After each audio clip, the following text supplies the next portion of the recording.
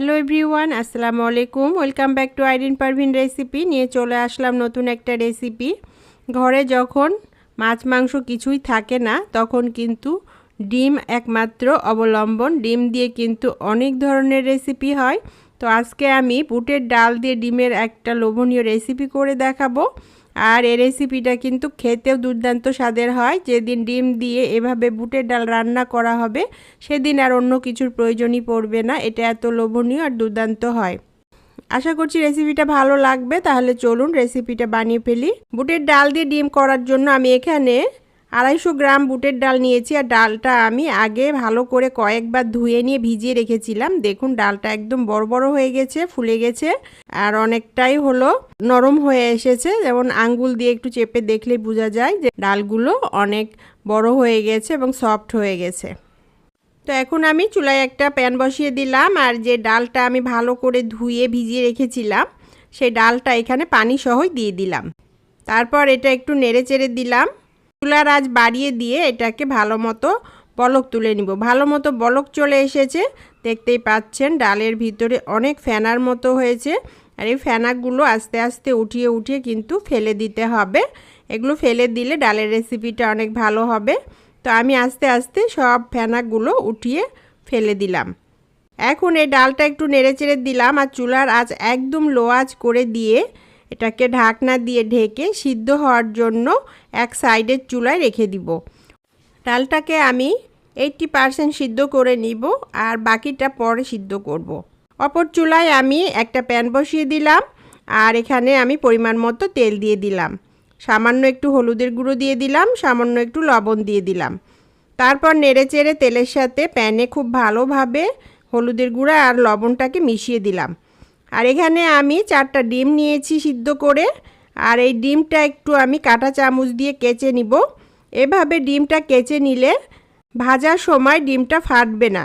তারপর এভাবে কেচে নিয়ে 4টা ডিম আমি এখানে দিয়ে দিলাম। আজকে আমি রেসিপিটা 4টা ডিম দিয়ে করছি, আপনারা চাইলে এটা বাড়িয়ে কমিয়ে নিতে পারবেন। তারপর নেড়ে চেড়ে এটাকে খুব সুন্দর করে চারপাশ ভেজে নিব। দেখতেই পাচ্ছেন সুন্দর একটা কালার চলে এসেছে। এটা সুন্দর মতো ভাজাও হয়ে গেছে। এখন আমি এই ডিমগুলোকে উঠিয়ে নিব, নিয়ে একটা সাইডে রেখে দিব। এই প্যানের মধ্যে আরও একটু আমি তেল দিয়ে দিলাম। তেলটা গরম হয়ে আসলে হাফ বাটি পেঁয়াজ কুচি দিয়ে দিলাম, 2টা এলাচ দিয়ে দিলাম, 2টা তেজপাতা মাঝখান থেকে ছিঁড়ে দিয়ে দিলাম আর 2 টুকরো দারুচিনি দিয়ে দিলাম। তারপর এটাকে নেড়ে চেড়ে ভেজে নিব। খুব সুন্দর একটা গোল্ডেন কালার করে ভাজবো। এরকম একটা সুন্দর কালার চলে এসেছে। এখন আমি এখানে 1 টেবিল চামচ রসুন বাটা এবং 1 টেবিল চামচ আদা বাটা দিয়ে দিলাম। দিয়ে নেড়ে চেড়ে এটা কিছু সময় ভেজে নিলাম। ভাজতে ভাজতে কিছুটা পানি অ্যাড করে দিলাম যেন মশলাটা পুড়ে না যায়। এবার এখানে কিছুটা লবণ দিয়ে দিলাম, হাফ চামচ মরিচের গুঁড়ো দিয়ে দিলাম, হাফ চামচ হলুদের গুঁড়ো দিলাম। দিয়ে নেড়ে চেড়ে এটাকে কিছু সময় কষিয়ে নিব। হলুদ মরিচের সুন্দর একটা কালার আসা পর্যন্ত এটাকে ভাজবো। খুব সুন্দর একটা কালার চলে এসেছে। এখন আমি এখানে সামান্য একটু পানি দিয়ে দিলাম যেন এই মশলাগুলো পুড়ে না যায়। তারপর নেড়ে চেড়ে কিছু সময় কষিয়ে নিলাম। একদম তেল ছেড়ে আসলে এখানে আবার একটু পানি দিয়ে দিলাম। দিয়ে এটাকে আরও কিছুক্ষণ আমাকে কষিয়ে নিতে হবে। কষাতে কষাতে এখানে হাফ চামচ ধনে গুঁড়ো দিয়ে দিলাম, হাফ চামচ জিরার গুঁড়ো দিয়ে দিলাম। দিয়ে নেড়ে চেড়ে এটাকে কিছু সময় আরও কষিয়ে নিতে হবে। মশলাটা ভালোভাবে কষিয়ে নিলে যে কোনো রেসিপি কিন্তু দুর্দান্ত হয়। এই মশলাটা কষাতে কষাতে আমি অপর চুলায় যে হলো ডালটা সিদ্ধ করতে দিয়েছিলাম সেটা একটু চেক করে নেই।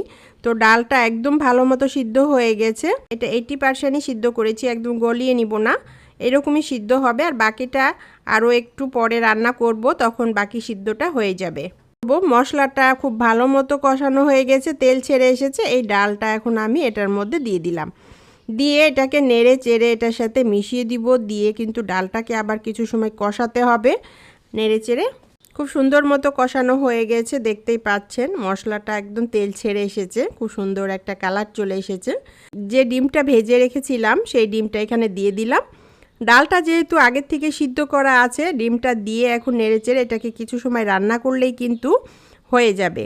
তারপর এখানে আমি 2 মগ পানি দিয়ে দিলাম। পানি দিয়ে এটাকে একটু নেড়ে চেড়ে মিশিয়ে দিয়ে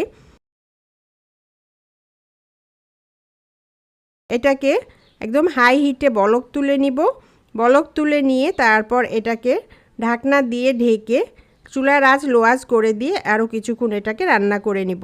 তো বন্ধুরা কিছুক্ষণ পর ফিরে এসে দেখাচ্ছি আপনাদের। দেখুন ডালটা একদম ভালো মতো সিদ্ধ হয়ে গেছে আর হলো রান্নাটাও প্রায় শেষের দিকে। শেষ মুহূর্তে আমি এখানে 4টা আস্ত কাঁচামরিচ দিয়ে দিলাম আর হাফ চামচ গরম মশলার গুঁড়ো দিয়ে দিলাম, দিয়ে নেড়ে চেড়ে এটার সাথে মিশিয়ে দিলাম। আর মিশাতেই বন্ধুরা আপনাদের সাথে কিছু কথা বলে নেই। আমার পেজে নতুন হলে ইউটিউব থেকে দেখলে একটা সাবস্ক্রাইব করে দিবেন, ফেসবুক থেকে দেখলে একটা ফলো দিয়ে দিবেন। যেসব বন্ধুরা আগে থেকে সাবস্ক্রাইব ফলো দিয়ে রেখেছেন তাদেরকে অসংখ্য ধন্যবাদ এভাবে সাপোর্ট করার জন্য, পাশে থাকার জন্য। রেসিপিটা ভালো লাগলে ফ্রেন্ডস ফ্যামিলির সাথে শেয়ার করতে পারেন, কমেন্টস করে জানাতে পারেন রেসিপিটা আপনার কাছে কেমন লেগেছে। ভালো লাগলে প্লিজ একটা লাইক দিয়ে যাবেন। তারপর এটা নেড়ে চেড়ে কিছুক্ষণ রান্না হওয়ার পর আমি এখানে বেশি করে ধনেপাতা দিয়ে দিলাম, দিয়ে তারপর নেড়ে চেড়ে এটার সাথে মিশিয়ে ঢাকনা দিয়ে ঢেকে কিছুক্ষণ রান্না করে নিব। দেখতেই পাচ্ছেন বন্ধুরা একদম বুটের ডাল দিয়ে ডিম ভুনার এই রেসিপিটা একদম রেডি হয়ে গেছে। এইরকম পানি থাকতেই ঝোল থাকতেই কিন্তু এটা রান্না বন্ধ করতে হবে, চুলাটা বন্ধ করে দিতে হবে, কারণ বুটের ডাল কিন্তু অনেকটা পানি টেনে নেয়। পানিটা টেনে নিয়ে একদম মাখা মাখা হয়ে যাবে। তো বন্ধুরা হয়ে গেল দেখুন একদম মাখা মাখা এইরকম লোভনীয় একটা বুটের ডাল দিয়ে ডিমের রেসিপি। ডিমটাও খেতে এত মজা লাগে আর ডালটা তো কথাই নেই। তো বন্ধুরা কাছে ডিম ডাল থাকলেই কিন্তু এভাবে ডিম আর ডালের এই রেসিপিটা আপনারা বানিয়ে নিতে পারেন। আশা করছি ভালো লাগবে। সবাই ভালো থাকবেন, সুস্থ থাকবেন। আবার দেখা হবে এইরকমই নতুন কোনো রেসিপির সাথে। আল্লাহ হাফিজ।